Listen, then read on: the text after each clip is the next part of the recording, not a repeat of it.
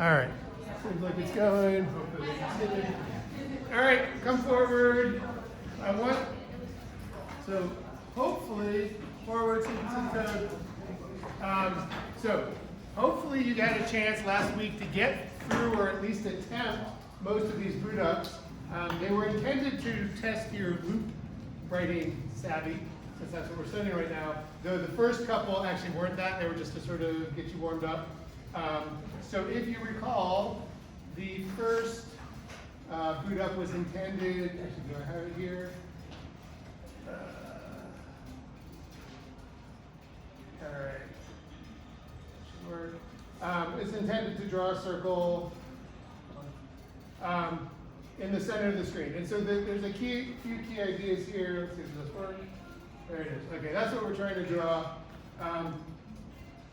So you got basically this starter code, and I think the goal was to draw the circle so it would fit. So this is also going back to some basic stuff from like Unit 1 and Unit 2, using variables and also using methods. So what's one thing that's unfortunate about the way Java lets us draw circles?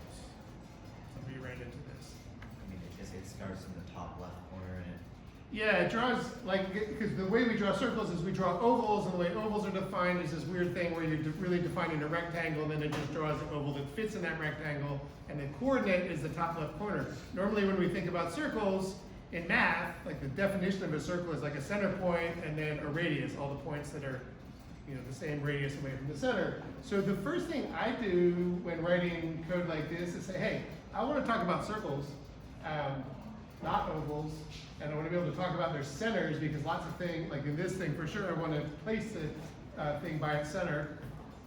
So the first thing I did is just be like, you know what, I'm going to write a method, so we're back to square root of 2 or 2, whatever.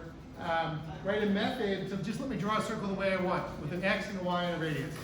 And so that lets me just think about the one little problem of how do I use this dumb draw oval method that we're given to draw a circle, and after a little bit of thought I realized, okay, if the center is wherever, here, the top left corner is going to be shift, like subtract the radius to go to the left and subtract the radius to go up, and so both the x and the y are going to be one radius away from the center if I want to, since I have to pass that top left corner in. So x minus r, y minus r, that's my top left. And the other thing about draw oval is it's in terms of the rectangle, which is the diameter of the circle, not the radius. So r times 2 for both r, and obviously it's a circle, so the rectangle is really a square, which means the width and the height are the same. So by just writing that, I can now clear my mind and just think about circles from here on out. So then the next step, and then this was basically given. I'm going to clear out the background, and I'm going to set the color that I want to draw my circle. And now, what do I have to do? Oh, I have to figure out the radius. So because and some of you got to this point where like you had it going, and maybe I changed the size of your window, we want to draw it, like if this box was the drawing area, we want it to be in the middle, which if it's shorter than it is wide, is this like, the radius is from the center to the top, or the center to the bottom, so half of the height.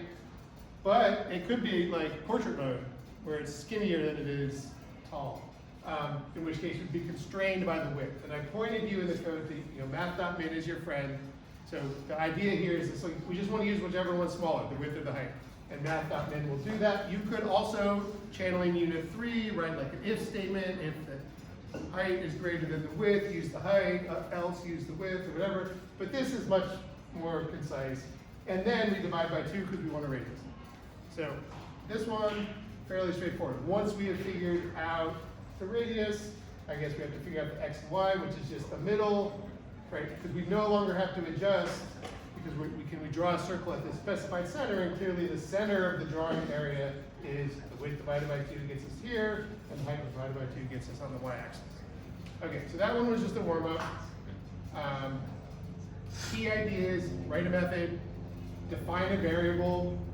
In this case, we could have put this expression right here, but again, just like think about what you're doing. You're like, okay, I'm trying to draw a circle. Great, write a method to do that. Now, to draw a circle, I need to know an x and a y and a radius. The radius is like the more complicated of those three. So I'm gonna stop worrying about how to draw the circle. I'm just gonna worry about how to compute the radius. And by defining a variable. And once I've written this line where I've defined r, now I'm free to just use it. Okay, so that's the end of that code. All right, next one, draw two circles. Very similar. Same deal, I made the method. This time when I was doing it, I just happened to be like, you know what? Actually, because of this one, what were we drawing? Two circles, one was different colors, one was blue, one was red, they're in different positions. So I'm like, I'm gonna draw two circles, they're gonna be a color, and so rather than having to like set the color and then call the method, I'll just move it into here. So I can say, draw a circle at a given x, y with a radius and a given color. And this time, I don't know, I was just feeling like, let me be really clear about the d, the diameter is 2 times the radius. That's probably not really worth making a variable for, but I did it this time. Okay, same setup code, same, almost the same radius. Why do we have to find, like, why is the radius differently constrained here? What happened to the, yeah? Because the two circles are next to each other, like horizontally. Right. So so if we're constrained by the height, then the radius of the circles, whatever, will fit in the height. But we could be constrained by the width, and it's not. Since we have to fit two circles left to right, we need if the width divided by 2, that 2 is for the two circles. If that's too small, then we have to shrink the circles down, so they'll be smaller than the height, and then again divide by 2 to get the radius. So this also shows the utility of just stopping and making a variable, because before we computed the radius one way, now it's like a slightly different problem. What is different? Oh, the way the radius that we can use is constrained is different. So I'm going to put all my effort into figuring that out when I write this line of code. And obviously, you could write this, maybe just like copy the line from before, run it, and see that like, oh, sometimes it doesn't fit, and then you have to debug. And now the other difference, in addition to that we're passing the color in, is the positions of the circles are a little bit different, but because we get to draw from the center, it's maybe easier to think about. You know, if it was centered, the center would be right on the center line. Well, we want to move it to the left by 1 radius. So we just subtract, and likewise for the next one, we add 1 radius to move it to the right. Okay, so now I think we're ready to get into loops. All right. Oh, no, random circle. Okay, I'm gonna go through this one really fast. Same deal, draw circle method.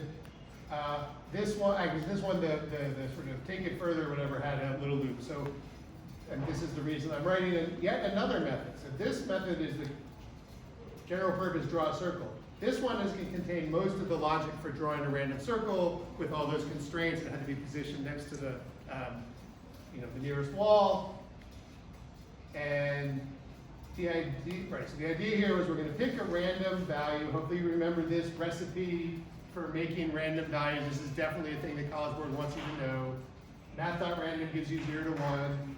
Scale it up by multiplying to the width, and then cast. And some of you probably ran into the problem at one point where you didn't parenthesize this whole expression. What happens when you cast the result of calling math.random to an int? If we call math.random and immediately cast it to an int, what value do we always get? 0. Why is that? Yeah. So math.random is always less than 1, so it's some fraction. And if we cast it immediately, we get 0, and then 0 times anything is 0. So you got to group this, do the multiplication first. So if you don't remember that, I don't know, write it on your mirror at home so you look at it when you brush your teeth or something. You got to know that recipe. Then, I guess the hard part of this problem was figuring out what is the radius of a circle that you draw to get close, like, because you pick a random position, like here, now I got to draw a circle that's going to fit, like touching the nearest wall, whatever it's like. So if the circle was here, it's clearly closest to that. And the radius is just the distance from the center to the nearest wall. Unfortunately, there's 4 walls. Who wrote a giant nested if-else statement to figure out this radius? That's what we did. That's right. Yeah, so that's one way to do it. That's fine. Again, math.min is a little more concise and beyond concise, it's kind of to the point. Like you know, when you look, as soon as you see math.min, you say, oh, we're getting the smaller two values. The only thing that's hairy about this is that math.min only operates on 2 arguments, and we have 4 arguments. So we gotta like call math.min to get the smaller of one pair, and then the smaller of another pair, and then get the smaller of those 2 results. So this is a little hairy, but it's not that bad. And hopefully you can figure out that like, if like x is over here, the x value itself is the distance, and if x is over here, the width minus x, and x is going to be a pretty big number, but still less than the width, that's the distance. And so x and y, or width minus x, minus y. And then the color, this one, there is a more concise way to write this. Some of you may recall, but this is what we would expect on the exam or whatever. And so it's really just a question of, are we on the left or the right side, right? That was a requirement. We draw a red circle if we're on the right side.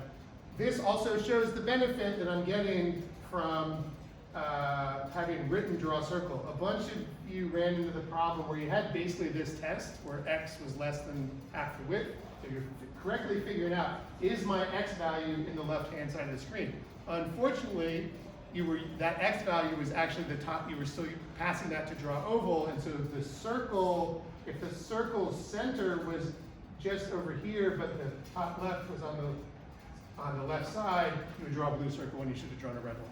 So by having moved completely into the world of circles that are specified by their center, I can just do the obvious test and it works out great and I don't have to adjust.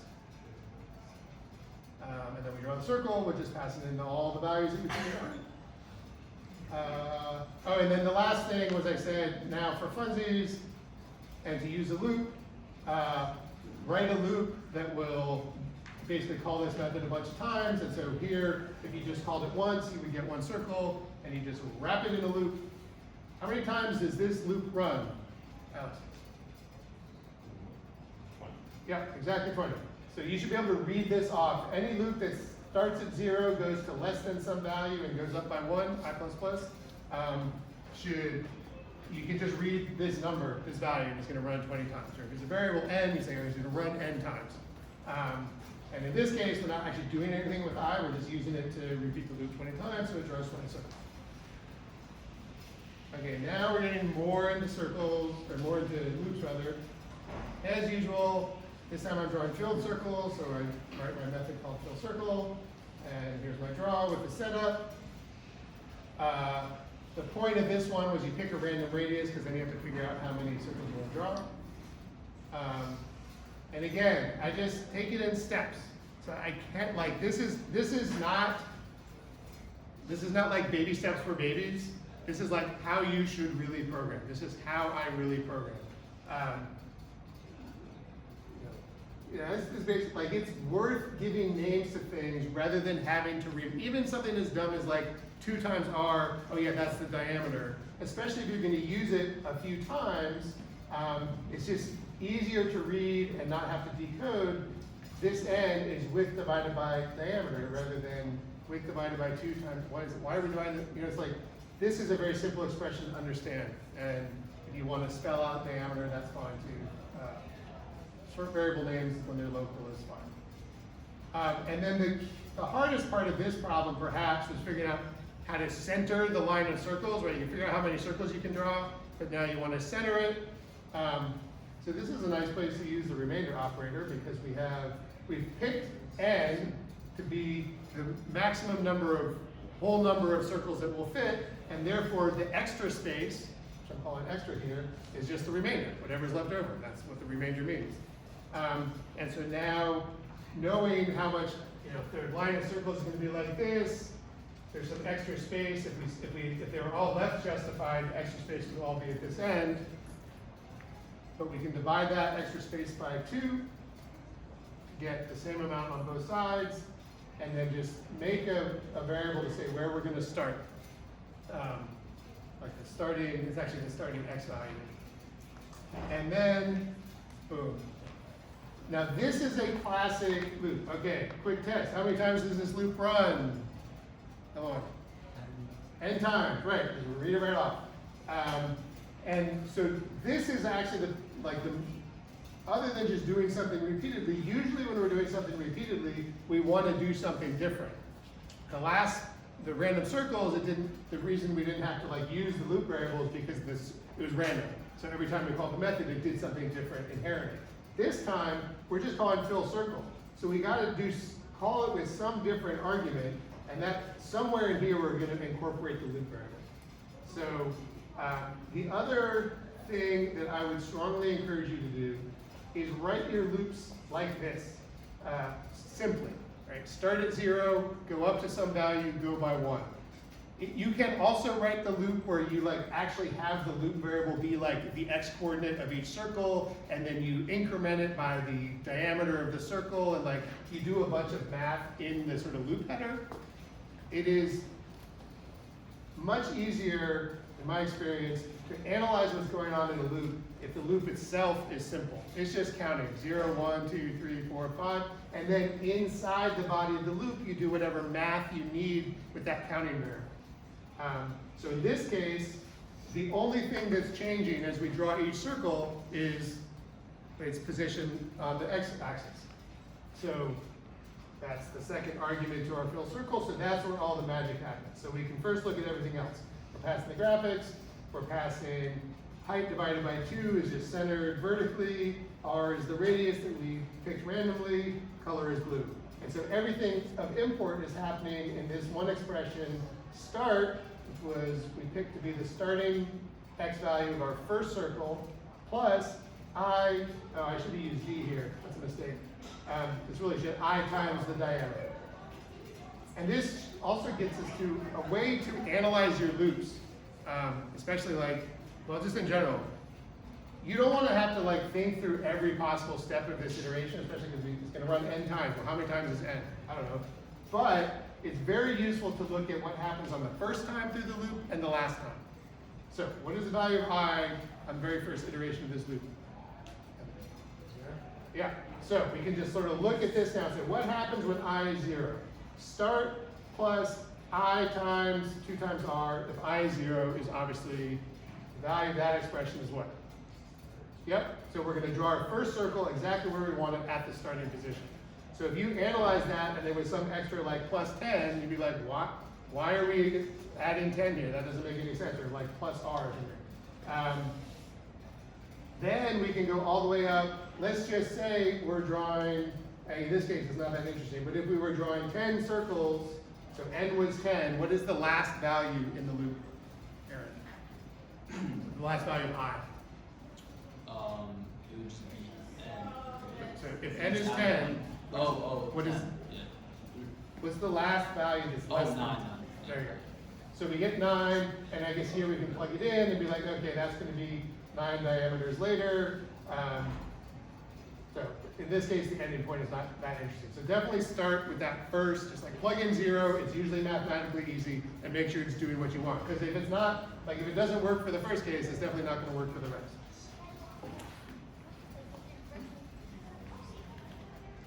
Okay, and I think that's it for that one. All right, fill with circles. Adding a whole dimension. Draw a circle as before, setups as before. What was the point here? Similar. I don't know. I think I gave you this, right? This funny expression. Is that right? Yeah. Okay, so we get some random radius, and now we're going to draw a bunch of circles. Again, I compute the diameter just because it's handy. And this is just like before, right? Before we were drawing a line in circles, so we had to figure out how many we're going to draw, basically how many columns worth of circles. Now we're filling the whole area with a rectangle of like a grid of circles, so we have columns and rows, but it's the same basic idea. So this also, all these problems were related, and I had you do them in an order, so hopefully you can recognize that, oh, this is very similar to that problem I solved before. The same technique is going to work. It's just a question of figuring out how many things fit. And a similar scheme to position, this time the top left circle, if I position that one right, everything else should fill in and everything will be centered. And now, the new fancy thing is, okay, I'm writing a loop that's gonna draw, presumably, up rows, number of rows, right? So this is just like before. But then you say, but wait, there's a whole other dimension. What do I do? Well, you can put anything in the body of a loop, including another loop. So you can, you could break this out, and I think some of you did. You know, you could have made a method that just drew like one row. You could basically lifted the code from your previous assignment, the previous boot up, to like draw one row. But then you'd have to actually pass in a bunch of extra information. So in this case, I think it's easier to just nest the loops. So we have a couple things to note. The loop variables have to be different names. Well, yeah, actually Java will enforce that they be different names. It'll yell at you. For the love of all that is holy, if you copy and paste this line to make this line, remember to change all three places you refer to the variable. Because if you leave this one as like R++ instead of C++, anyone fall into that trap? And we get a like time limit exceeded because your code was running forever, maybe out of memory because you're generating infinite graphic. If C doesn't go up, this loop is infinite. And if it's just like moving R instead of C. So if you do copy and paste, but you should be able to write this loop header so fast you almost don't even need to copy, because you're going to write that like a billion more times in your life if you continue programming. All right, this time it was complicated enough. I was like, you know what, let me just make some variables. Again, not baby steps for babies, like actually how you should program. I just want to think about the x value is the left value plus the column that we're on times the diameter. This time I remember to use the diameter variable. And the y is whatever row we're on, R, diameter is away from the top. And again, I can analyze when R is 0 and C is 0, that just comes out to left and top, so life is good.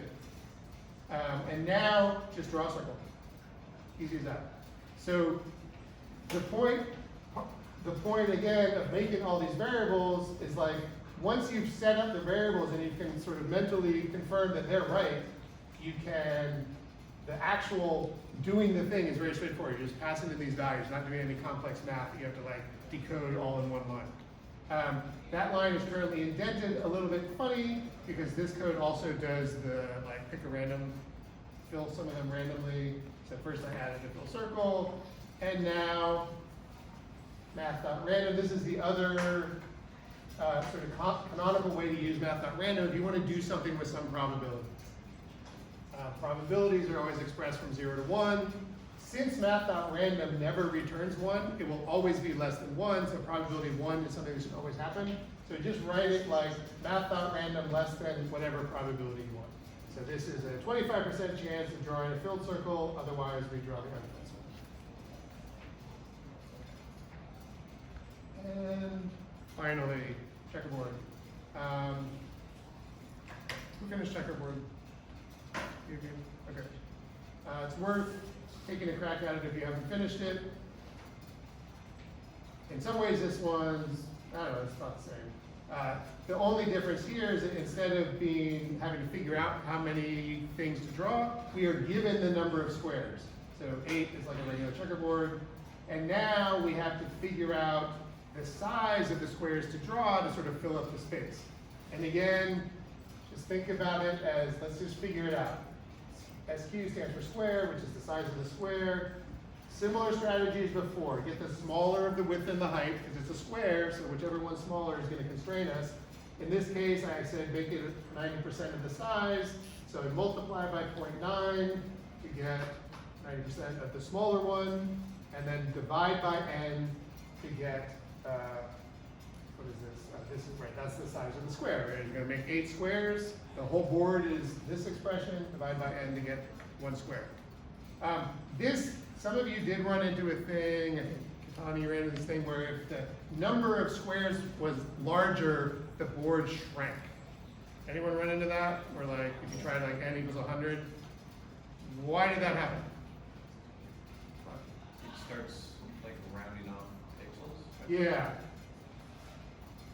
So if you, right, this division is a truncating division, and so you,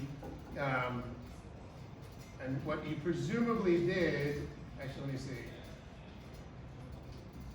like in the end, you're gonna actually draw squares at a certain size. And so if the squares are getting truncated and then like they should have been 3.9 pixels, that truncates down to 3 and there's 100 of them, you've lost almost 100 pixels worth of what you expected the size to be. So I think, and if you did the centering based on like what the board size should be, it will be like shifted over and the extra will all come off. So the way I solved that problem is first I figured out, similar to before, where the top of the board should be and the left of the board should be. This time I'm not using the remainder because it could be quite a bit more than 1 square's worth. Instead, I'm figuring out how big is the board actually going to be, which is the size of the squares times n. So basically we've truncated, now we multiply back out, so we'll get a size that's a little bit smaller, like the board will be smaller, but at least it will be centered. And then it's the same as before, a 2D, or like nested loops to operate in both dimensions, rows and columns. And again, the drawing a single rectangle is very simple. Now, I guess the other problem with this problem, what was hard about this problem? The colors, right? The checkerboard pattern itself is kind of okay.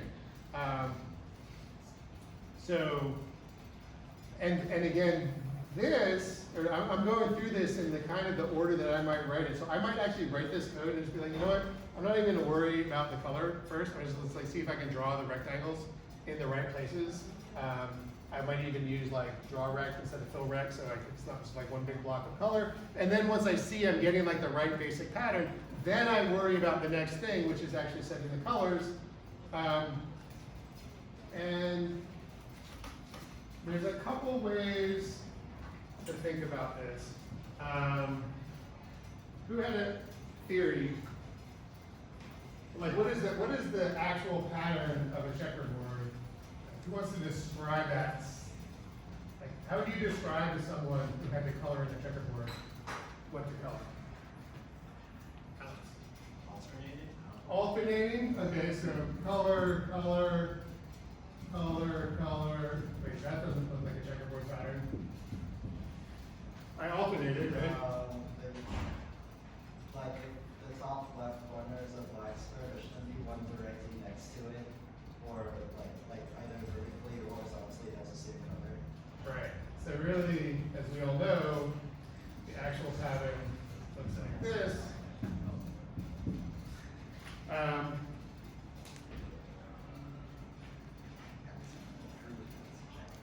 So like this row and this row are the same.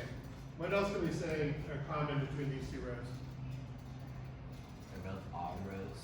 Yeah, well, or if you're kind of like a programmer, you're even rows. This is 0, row 0. Yeah. Row 0, row 2. So those are the two even rows, and this is row 1, this is row 3. Likewise, these columns are the same. What are these columns? Even columns and the odd ones. So it looks like when we're in an even row and an even column, the thing is marked.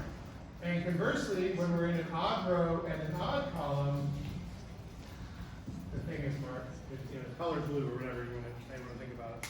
So that's the key insight that you have to kind of know to figure out the pattern.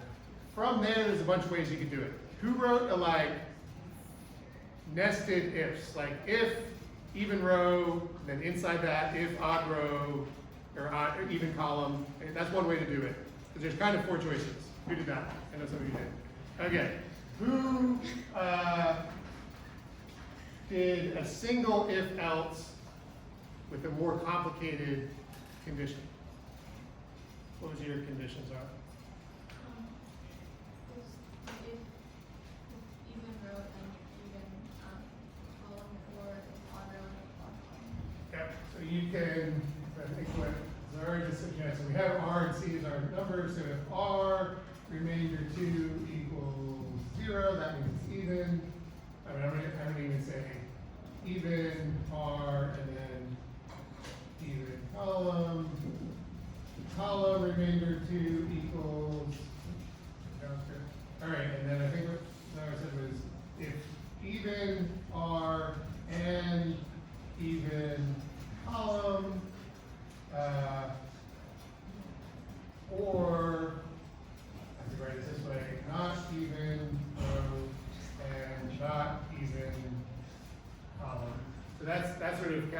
there's like these four possibilities, or these, like, these two things that go together, or these two things that go together.